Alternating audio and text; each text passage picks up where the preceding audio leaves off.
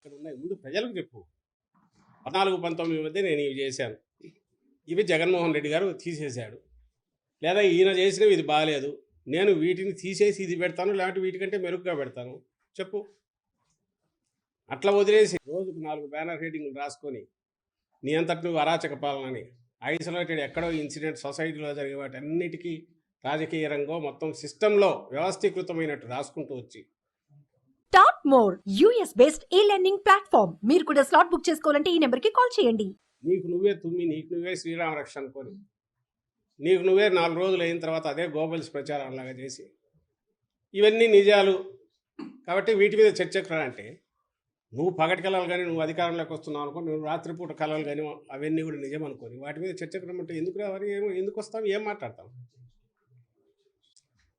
జగన్మోహన్ రెడ్డి గారి పాలనకు సంబంధించి ఏమేమి ఉన్నాయో చెప్పు. పాలనలో మేము చెప్పుకున్న వాటిలో చెప్తున్న వాటిలో ఏం అబద్ధాలో చెప్పు, విత్ ఫిగర్స్ చూపించు. అప్పుడు రా, అప్పుడు కూడా నీకు జగన్మోహన్ రెడ్డి గారు ఎందుకు, వేరే ఎవరైనా నాయకులు వస్తారు కూర్చుంటారు. ఎప్పుడు రా వస్తారంటే నువ్వు అనే దాంట్లో అది అసంబద్ధంగా లేకపోతే హేతుబద్ధంగా ఉంటే అప్పుడు ప్రజలే నువ్వు అన్న దాంట్లో అర్థం ఉంటే నిన్ను అభిమానిస్తారు, ఆదరిస్తారు, లేదనుకుంటే మళ్ళీ చీత్కరిస్తారు.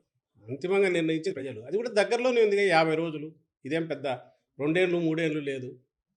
దానికి ఇక్కడ పొద్దుపోని ఛాలెంజ్లు ఎందుకు, ఊసుకోక మీడియాలో స్పేస్ కోసం ఇది చేయడం ఎందుకు? మేమనేది అదే, ఇప్పుడు ఫైనల్ స్టేజ్కి వచ్చాం.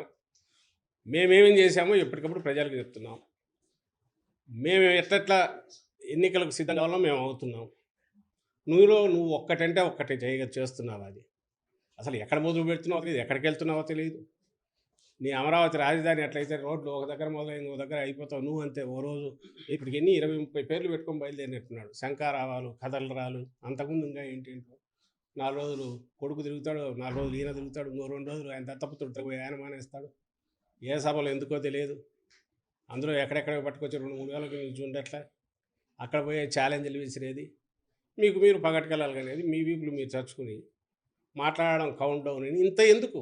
స్ట్రైట్ ఈ రోజు పెట్టుకోండి. రోజు ఏమేమి అనాలనుకుంటున్నారో ఖచ్చితంగా ఆరోపణలు ఇదిగో ఈ ప్రాతిపదిక మేము చేస్తున్నామనంటే రిప్లై ఇవ్వడం ఇస్తాడు ఖచ్చితంగా. ఇప్పుడు ఇవన్నీ కూడా అనవసరం.